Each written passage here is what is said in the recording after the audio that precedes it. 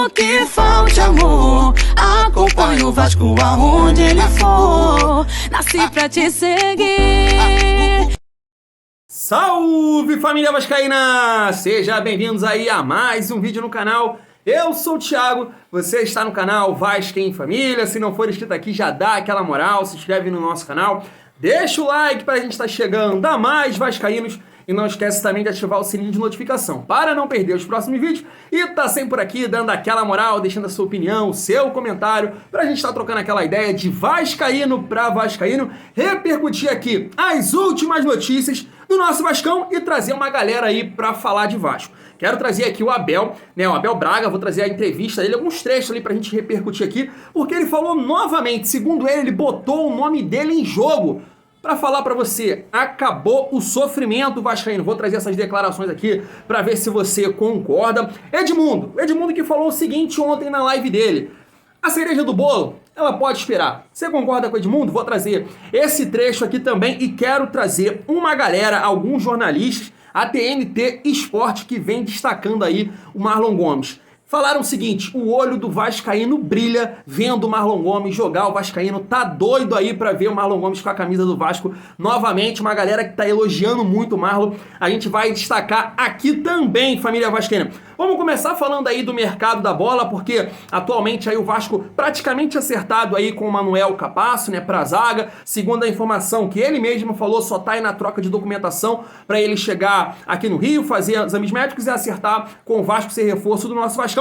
Mas tem algumas possibilidades aí também, né, família vascaína, que foi falada nos últimos dias, que é o atacante Lelê, destaque aí do Campeonato Carioca. Vou pegar aqui esse gancho aqui do Instagram do meu parceiro Marcelo lá do Arena Vascaína, vou botar aí na tela para vocês, né? Segundo a informação, o Vasco tá na frente, porque o Abel Braga tem aí uma amizade com o dirigente do Itaboraí Profute, né, que é o Flávio Guilherme, mas a gente viu a informação aí que até clubes fora do país está interessado no Lelê. Então, te pergunto, seria aí uma boa aposta pro Vasco nesse campeonato brasileiro? Uma outra situação que surgiu também agora há pouco é do meio-campo, meia armador, uma função que o Vasco precisa bastante, né, que é o Igor Coronado. Eu, sinceramente, nunca vi jogar na minha vida. Segundo a informação aqui também, Botafogo está interessado nesse jogador. Ele tem contrato com o Al Ittihad até dia 30 de junho e ainda o clube não exerceu aí a renovação com esse jogador. Fui procurar aqui os clubes que ele passou e o mais conhecido aqui, família vascaína, é o Palermo, né, da Itália. O resto realmente é clubes aí que eu não conheço, mas é uma função que o Vasco necessita, esse meio armador. Não sei se o Igor Coronado seria esse jogador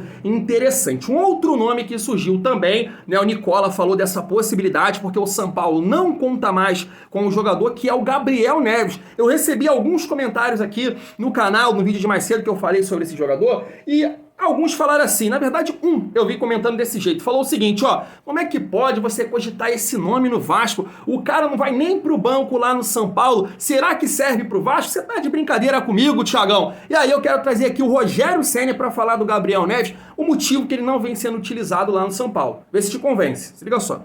O Neves, eu não sei qual é o investimento feito no Neves, se é alto ou se é baixo o investimento, eu não sei. O Neves é um ótimo jogador, ele ajudou a gente muito no ano passado, né? Ele começou numa fase onde ele teve a oportunidade, quando teve a oportunidade jogou bem, até se machucar, e depois fechou praticamente o ano lesionado, um pouco, já quando voltou, um pouco fora de ritmo, já estava bem no finalzinho.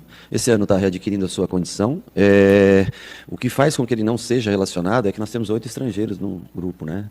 E eu não consigo, eu gostaria muito de trazer o Neves, traria, sempre, sim, ele é um jogador importante, mas meus zagueiros são todos estrangeiros, eu tenho 3, eu ainda deixei um fora para trazer um garoto, que é o Beraldo, no banco, para arriscar jogar com a mesma dupla de zaga até o fim, e descansar um jogador que é o Arboleda.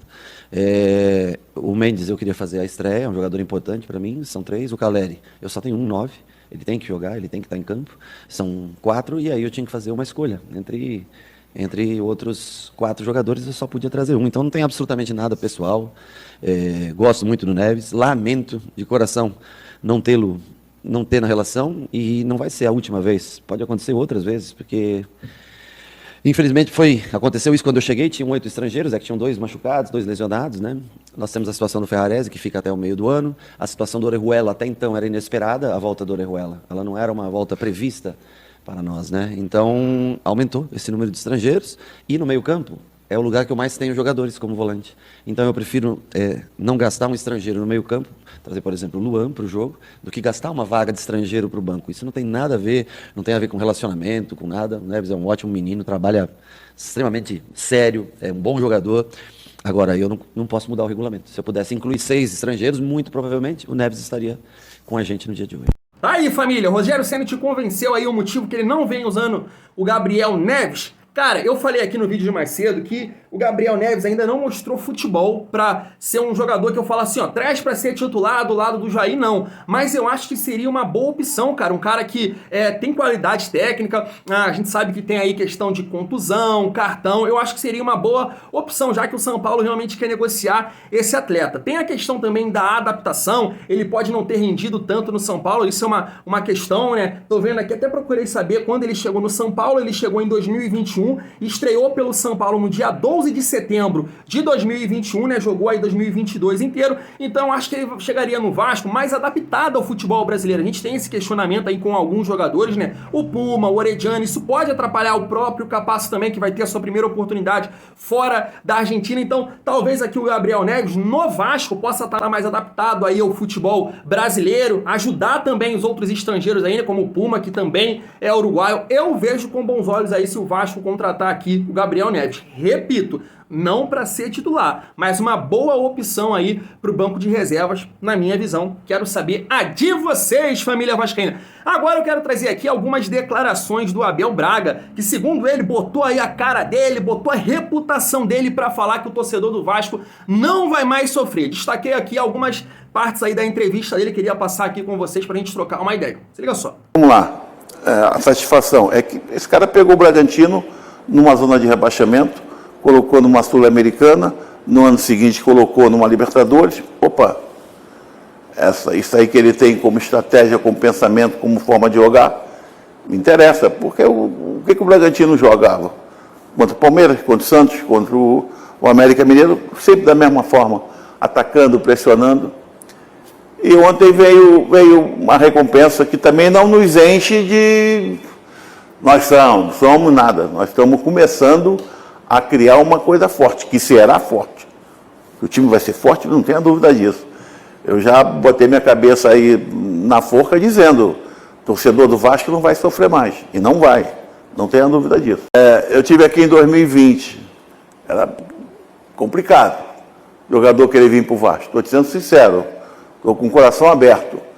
Por quê? A notícia boa, ela corre. A ruim corre muito mais. Hoje todo mundo quer vir para o Vasco. Hoje a oferta de jogadores para vir para cá, e nós temos acertado. Isso que é bom. É um departamento de mercado, de análise, de scout muito bom. Se foi aprovado ali nesses departamentos, ele passa para o Paulo para mim, para o Maurício, e sempre a palavra final do Maurício. Mas o torcedor entendeu, porque da maneira que foi dito na segunda-feira, durante o jogo, teve muita carga, como se tivesse tudo errado. Não está nada errado. Aqui nós não nos sentimos muitos ruinzinhos na segunda-feira, como não nos sentimos muitos bons ontem, sabe? Agora, que vai ser um time forte, vai. Tu não tem a dúvida disso, e nem o torcedor vai ter dúvida disso. Tá aí, né, a família vascaína. Abel Braga tá muito confiante nesse projeto aí do Vasco, falou do Maurício Barbieri, que confia no trabalho dele. Eu também tô acreditando muito mais que o Maurício Barbieri possa fazer realmente um grande trabalho. Falou dessa situação que aconteceu aí, né, durante a semana, a derrota pro Volta Redonda e a vitória também aí diante do Resende. E esse ponto aí foi muito importante, né, que ele fala que agora os jogadores realmente querem vestir a camisa do Vasco pela estrutura, pela 7-7, pelos salários em dias, né, por prometer também aí um futebol competitivo, e o jogador tem esse lado também de querer conquistar, e o Vasco com o tempo com certeza vai proporcionar isso para os atletas, né, ser competitivo, brigar por títulos. Então o Abel Braga tá acreditando nesse projeto internamente, com certeza, como ele sabe muito mais. Cara, é confiar na palavra aí do Abel. Inclusive nessa entrevista, eu não trouxe esse trecho aqui, mas ele falou que o Barbieri pediu já a alguns jogadores, algumas funções que ele necessita hoje no atual elenco. A gente entende aqui, pensando eu, não sei vocês, deixei nos comentários, um volante, um atacante pelo lado esquerdo, um camisa 10 habilidoso, né, essa cereja do bolo aí. E aí o Abel até falou, é mais difícil, mas vai chegar. Esses jogadores vão chegar aí pro Vasco se tornar competitivo aí em 2023, e a gente quer isso aí, cara. O torcedor quer realmente isso, parar de sofrer nesse campeonato brasileiro. Aí eu já te faço a pergunta, acredita nas palavras de Abel Braga? Tá contigo agora, responde aí nos comentários. Família, agora eu vou trazer aqui o Edmundo, que é uma boa questão, vou trazer aqui no canal, porque é uma boa questão que Edmundo falou, né, cara? A 777, ela tem um planejamento de investimento, né, se eu não me engano é 120 milhões por ano, se eu não me engano, me corrijam se eu estiver errado, Edmundo até fala isso. E aí, segundo ele, é o seguinte, monta um bom time esse ano, sem fazer esse grande investimento. No ano que vem, o Vasco já com um time mais pronto, mais estruturado, as peças que deram certo vão ficar e tudo mais. Aí, tendo mais dinheiro, porque você vai fazer contratações pontuais,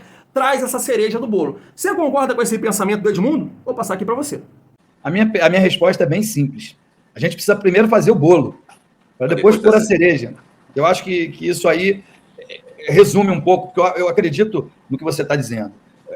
O Vasco tem, né, pelo menos a 777 prometeu, investimento de cerca de 100, 120 milhões todo ano em aquisição de jogadores.